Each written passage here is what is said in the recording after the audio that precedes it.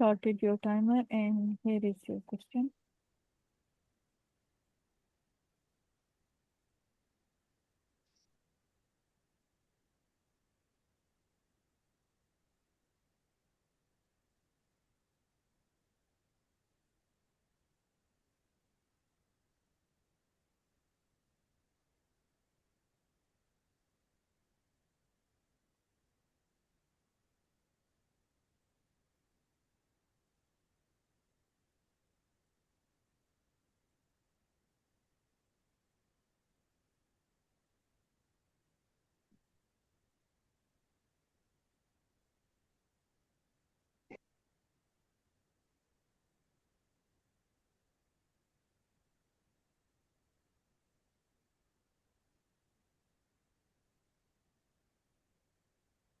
Right, so if you have read and understood considering a critical care scenario, please tell me how would you manage this patient? I would manage this patient according to the advanced trauma life support protocol with the Yes. ABCD approach. Uh, I will assess the airways by initially talking to the patient. If the patient is talking, then that means that the airway is patent. Otherwise, I will follow the look, listen, and feel approach in case of airway. I will look for any foreign body in the mouth or any facial injuries or any blood in the oral cavity, and I will listen to the gurgling sounds on respiratory stridor to look for any obstruction in the upper airways, and I will feel the breath on my cheek, and then I will manage the patients accordingly. And I will immobilize the spine as there is a Yes. history of cervical spine suspicion of injury, and by the triple immobilization with the semi-rigid collars, sandbags, and the tape, and I will put the patient on the spinal board. Moving on to the breathing, I will assess the breathing by again looking, feeling, and listening approach.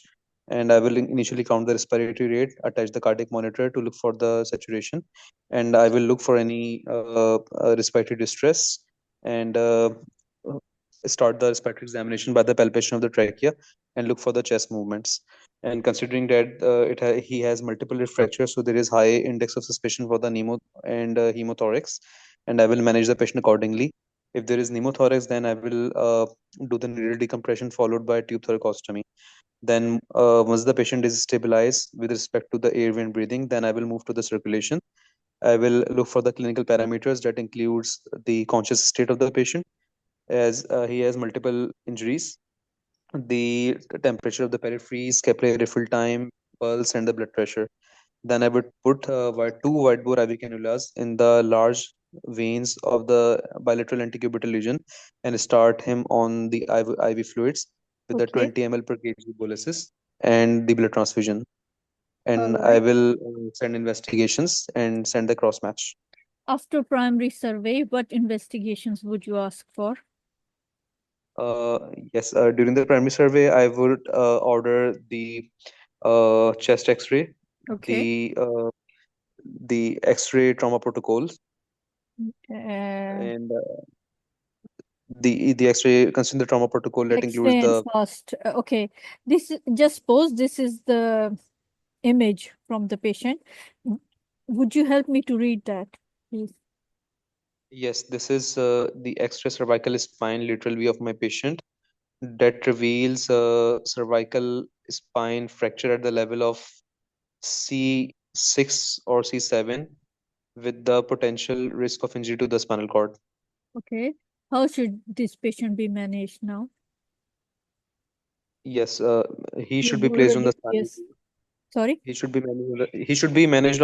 He should be put on the spinal board, and the C spine should be completely immobilized by the triple immobilization, as I have already mentioned, Yes, you've by already the done that. semi-rigid. Okay. Yes, ma'am. Yes, this is another image you've done after your primary survey. Please help me to read that.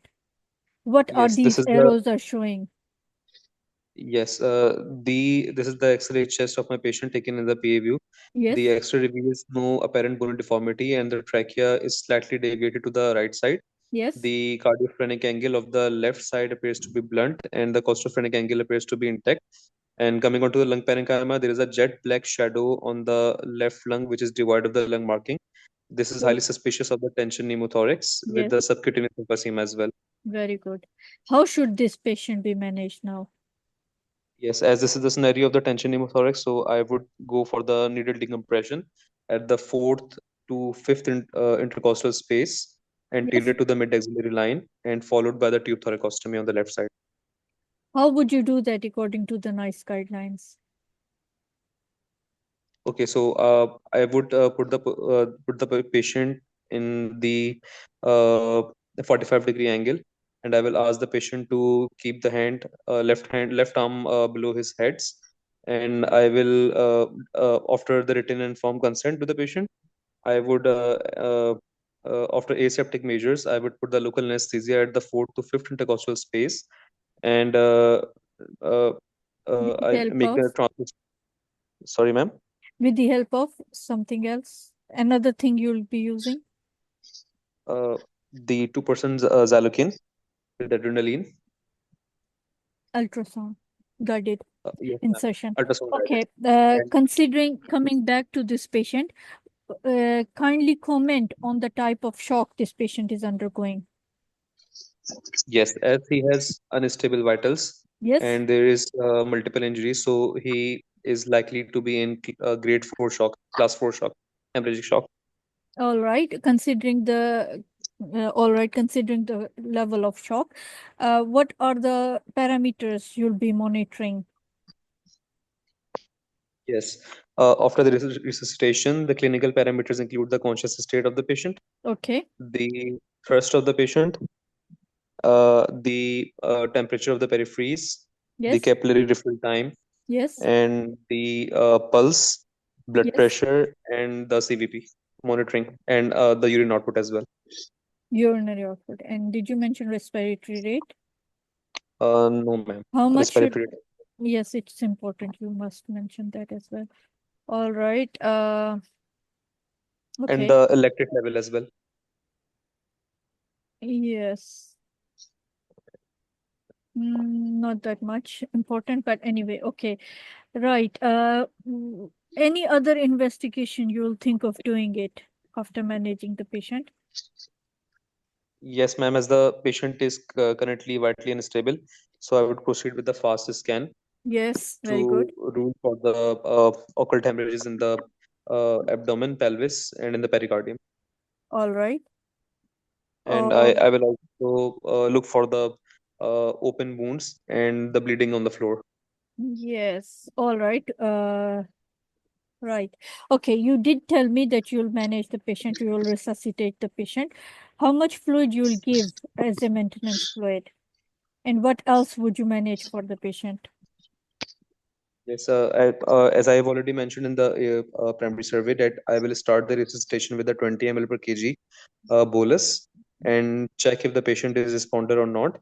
If the patient Yes. is non-responder, then I will do the blood transfusion in this case.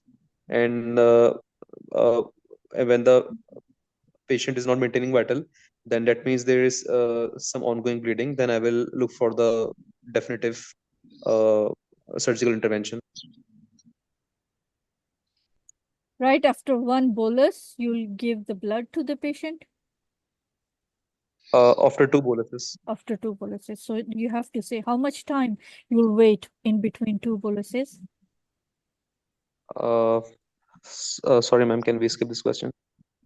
Okay, Bell has already gone. So we'll discuss this now. Thank you. Okay. All right.